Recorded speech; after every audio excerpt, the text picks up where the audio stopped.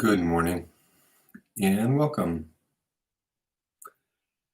to our morning meditation. We are a small group, it looks like, um, but here we are. And, what's on my mind this morning, and I've been thinking about for the last 2 weeks, actually, since before we started, I just want to hold out in the air kind of a question that I think has been answered in so many ways. Probably all of us are holding fragments of answers from our history, from our traditions, from our ancestors. The question is, how comfortable am I? How comfortable are you with the sense of all of us being intimately connected in this kind of in this existence? Does the impact of one person's life actually reverberate through all of us? Is there a sense of connection that is either deeper than our normal consciousness or transcends our normal consciousness, or both? These are all words, and it's something that I was raised with, the notion that you could influence other people through prayer. We used to call it intercessory prayer. In that tradition. And I've studied many different spiritual traditions. I wouldn't say I'm like a scholar, I'm not. I'm a person who has been practicing different types of meditation, so I've read many different things. I wouldn't even say that I have a comprehensive knowledge of the history of human spiritual questing. But I just see over and over notions that we don't pursue anything really for ourselves completely. I remember reading, I think it was and I was trying to find it, I can't find the exact location, but I think this came from a Greek Orthodox saint who said that if one person finds peace, many persons will be drawn into that with that person. So it kind of implies that our practice, pulls people closer to the source of peace, if that's what we find. I tend to believe that's true. I had an experience a long time ago that kind of highlighted this for me that I'd just like to share. And this experience is always kind of with me when I meditate. A very small moment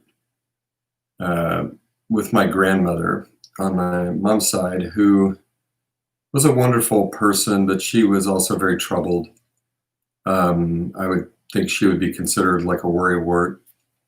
And I now understand, as a therapist, I understand that she had a very difficult childhood. She was raised by an aunt and an uncle. I don't think they were super kind to her.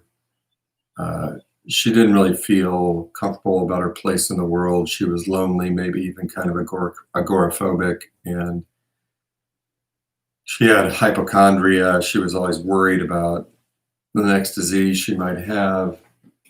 And she was a sweet person. She loved her family. And I actually owe my spirituality to her in some degree, because when she died, I was, in my early 20s.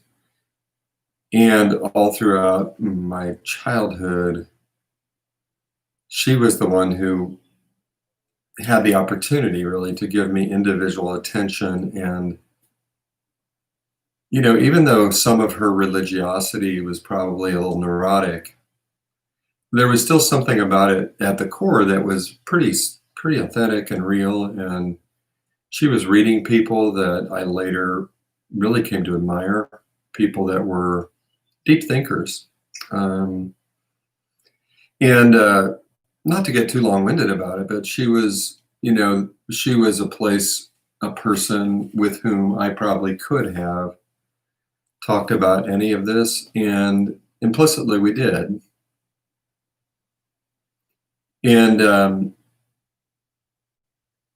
I remember it was probably in my early 20s before she passed away. I was at a family party and I had been meditating. And sometimes when you meditate, you just feel, at that time, I was very young, I was very open.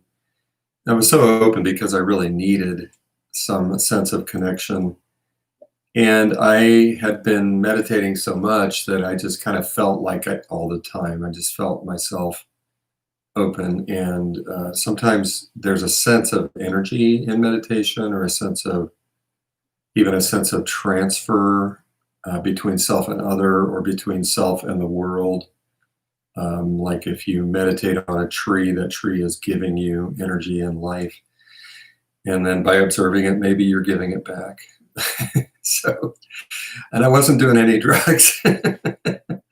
Never really did that. I didn't need them. So um, I'm sitting there with my grandma at this family party, and I know she's this troubled person. Um, and I was holding her hand. We were sitting close to each other. And as that happened, I just started to feel this energy passing through me and it kind of circling around us. And, it just felt like love and safety and the kind of things that we meditate on when we meditate on the loving kindness. It just felt like that was being transferred between us. And I didn't know if she was feeling anything or not, but I got up to go. I thought, okay, well, I'm ready to move on. I'll go do more in the party or whatever. And as I stood up, she grabbed my hand, like really tight, pulled me back down into my seat and said, "Do not leave. You're helping me." And I was like, okay, I guess that was real. I guess something was happening there. Now, maybe it was just that I was holding her hand. So I don't want to make any more of it than is necessary, but it really made an impression on me that just by sitting and holding someone's hand and feeling that connection, maybe something healing happens. So, and that's always kind of informed for me, really in a deep way, that um, my practice isn't just for me. It is for me. I mean, thank God, thankfully I have this gift that came to me. I had good teachers along the way. I had opportunities that came to me to be quiet, to spend time in silence, and to learn how to be present to this.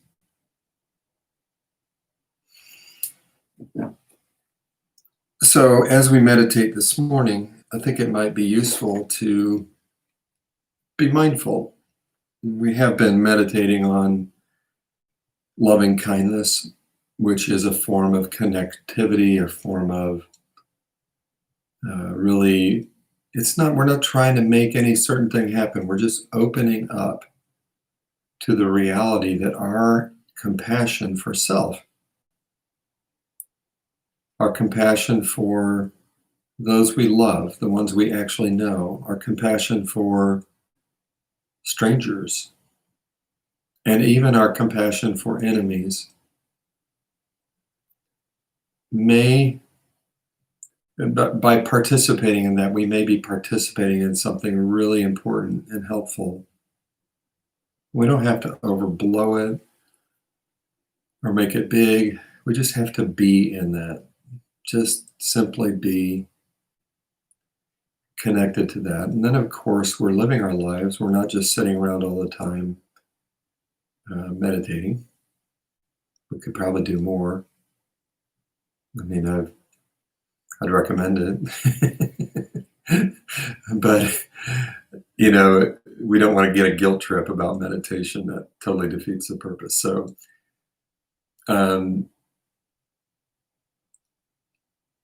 what was I saying? That we're just simply being in that compassion. And I think we have every reason to hope that it actually has an influence. And as we move about our days, that it influences the way we take care of ourselves and the message we send to other. And love is an interesting thing because, the love I have for myself is what other people feel when they're in my presence. And if that's strong and clear, then I'm a safe person. Because if I'm treating myself that way, then I'll probably treat you that way.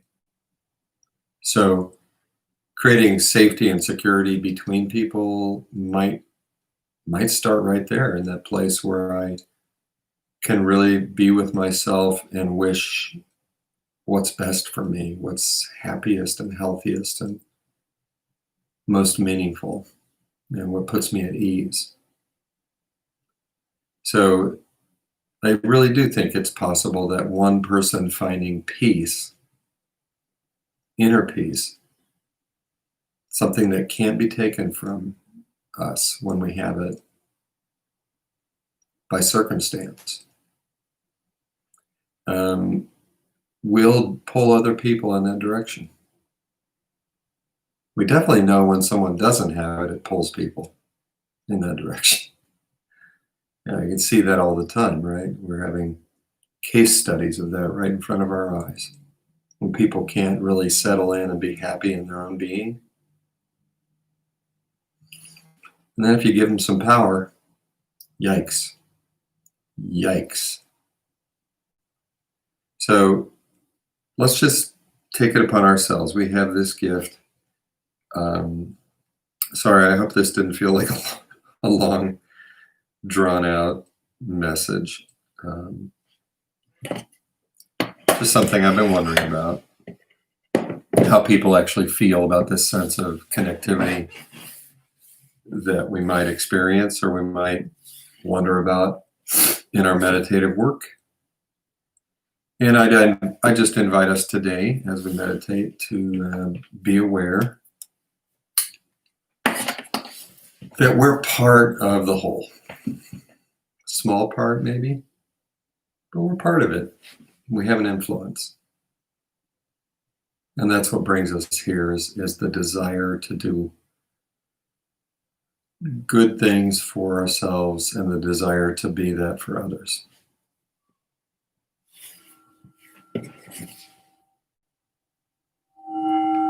Got to start over. I had my volume way down. All right, there we go.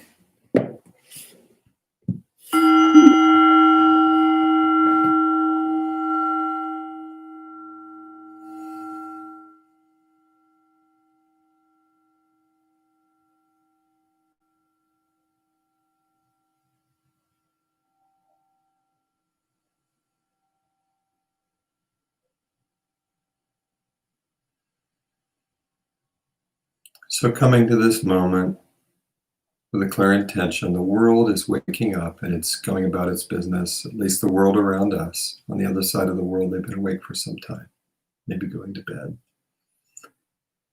The world is waking up and it's getting ready to do what it does, all the individuals in the world. And we're starting the day with a period of mindful practice. And it's okay to be clear about this intention. This mindful practice is to grow in our ability to cultivate peace within ourselves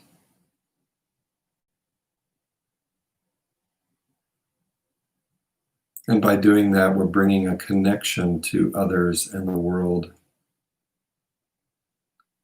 that maybe even surpasses our kind of rational understanding.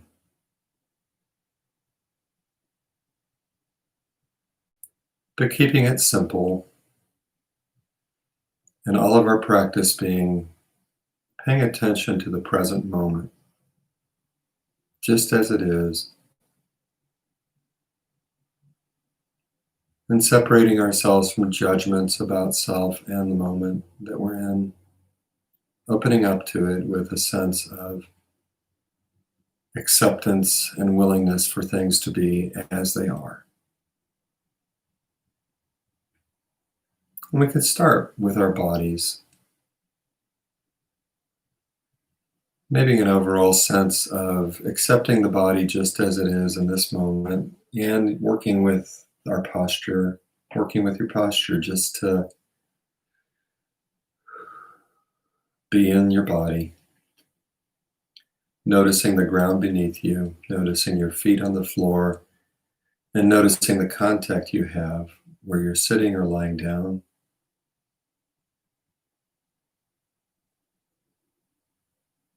There's different ways to access the body, but for today, let's take a moment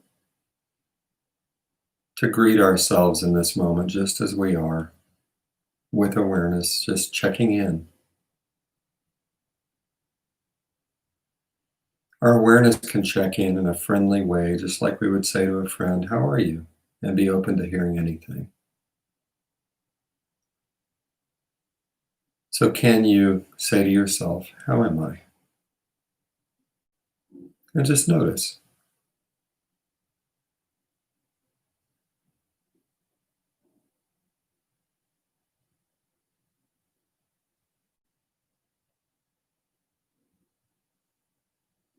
Notice the qualities of your physical sensations all over your body.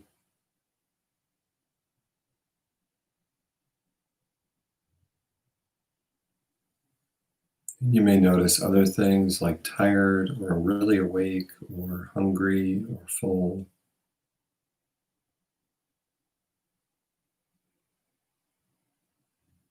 You may notice emotions that are there or thoughts.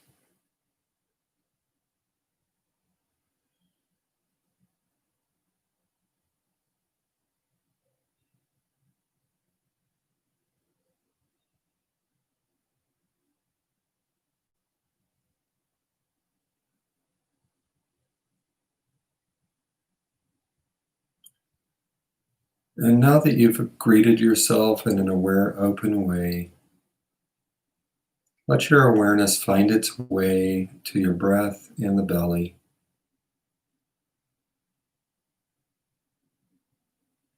bringing attention to the way that your belly squeezes on the out breath and expands on the in breath.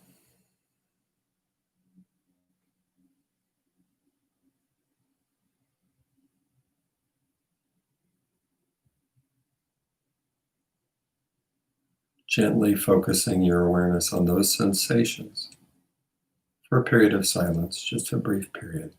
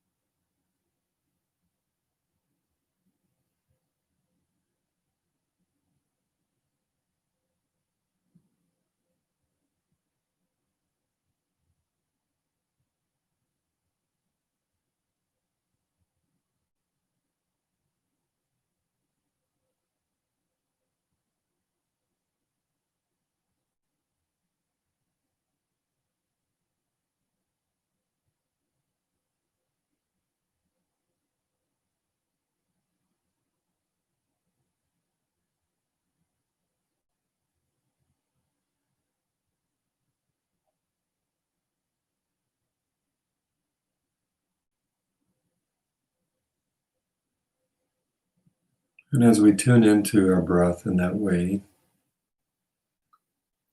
You can see if it's possible to let your thoughts fall into the background of your awareness.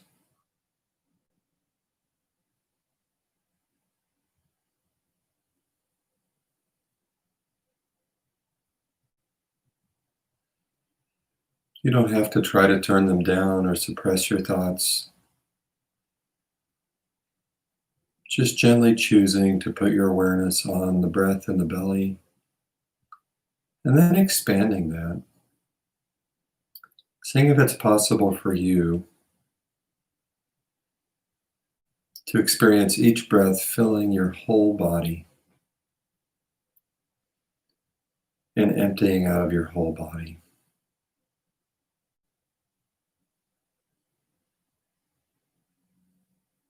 And then staying with that for a period of silence. And if your thoughts pull you away, you know what to do.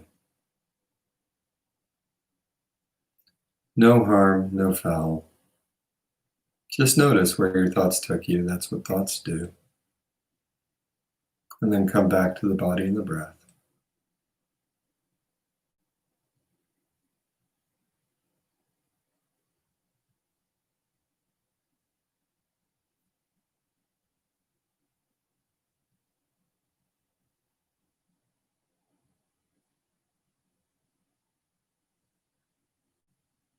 The whole body, breathing in, each breath in, the whole body letting go, letting things be, breathing out.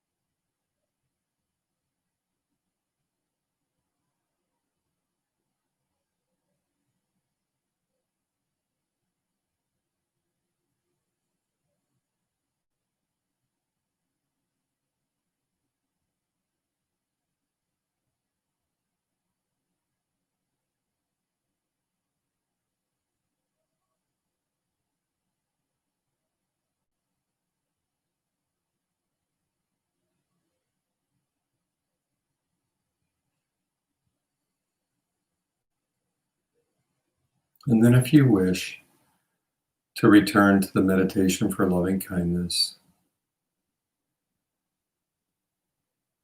Seeing if it's possible for you to drop words into your experience, like you're dropping a pebble into a well. And you listen inside for the response that you might feel in your heart, in your mind, in your body, in your breath.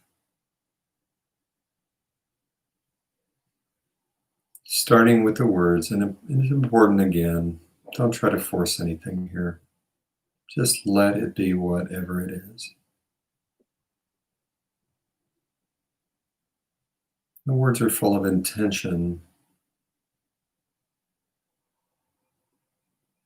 May I be happy and healthy.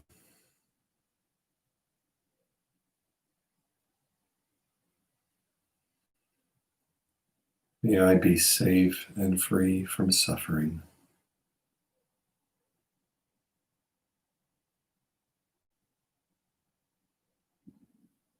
May I have ease of being.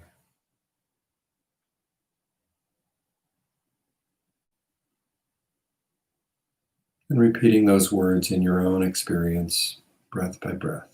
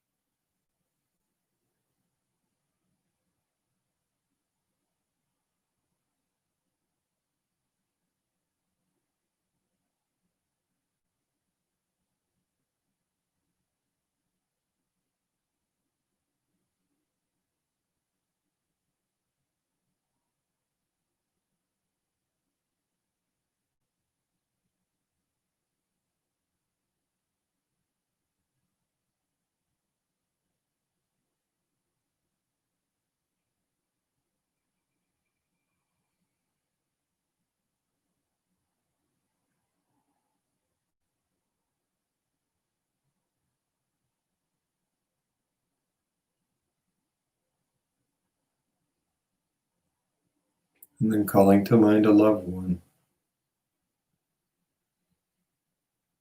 wishing the same for them. May they be happy and healthy.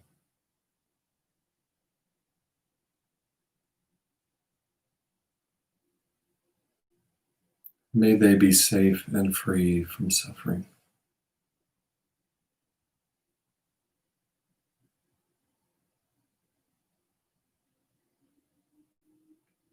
May they have ease of being.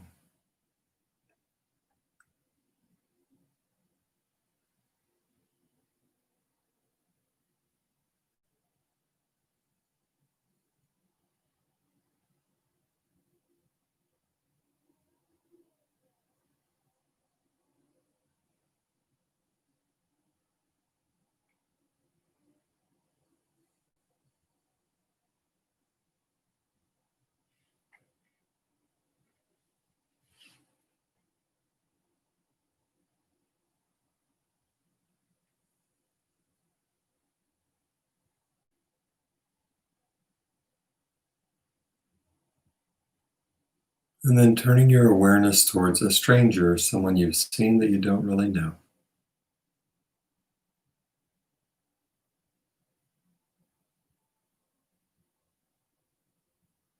And holding the same for them. They're a person too, with their own life, their own story. May they be happy and healthy,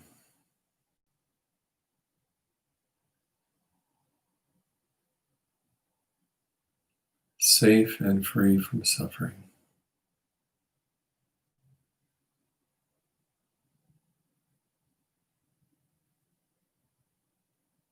with ease of being.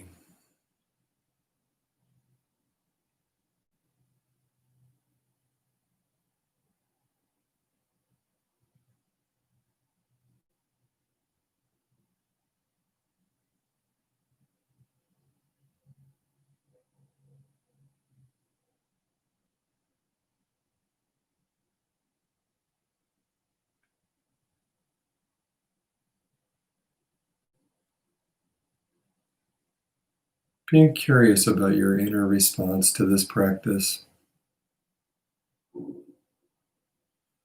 And if you find yourself forcing anything, just being curious about that. Look at me go.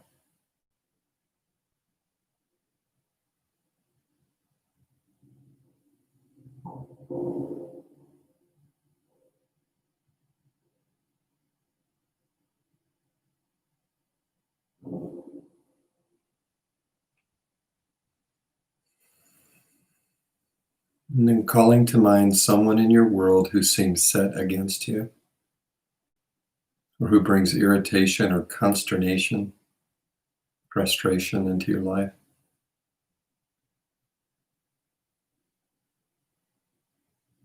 And thinking of them as a person too. And again, not trying to force it to feel great, just letting it be.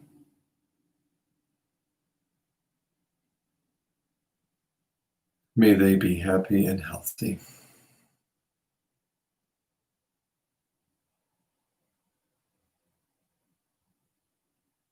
May they be safe and free from suffering.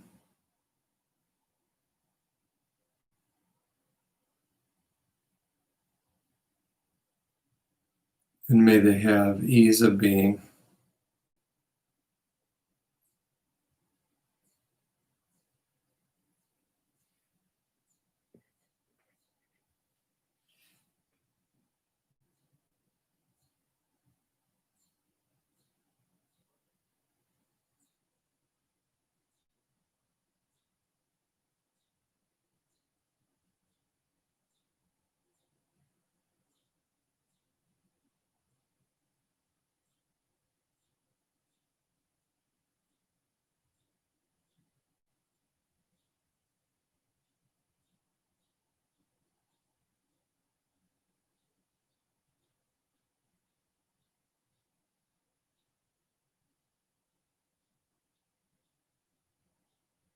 And then letting go of that bit of practice, returning to your breath.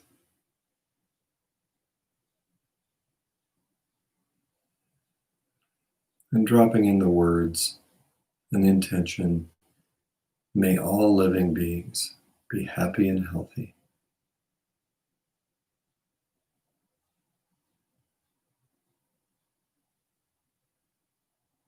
safe and free from suffering.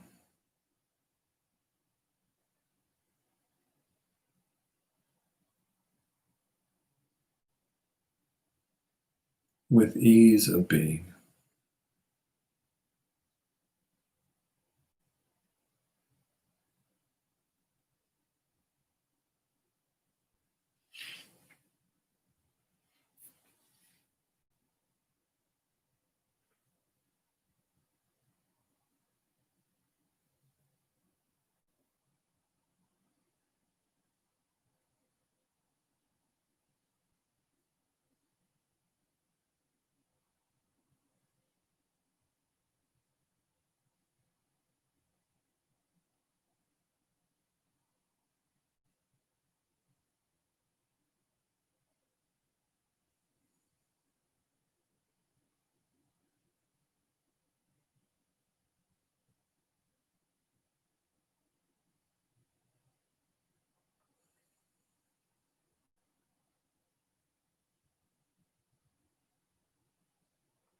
And then letting go or releasing every part of this practice that isn't just simple awareness of this moment,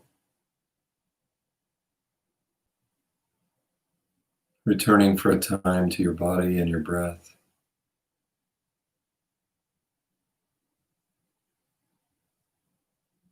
Becoming aware that you're in a very specific place, in a room. There's sounds around you. There's things you might see.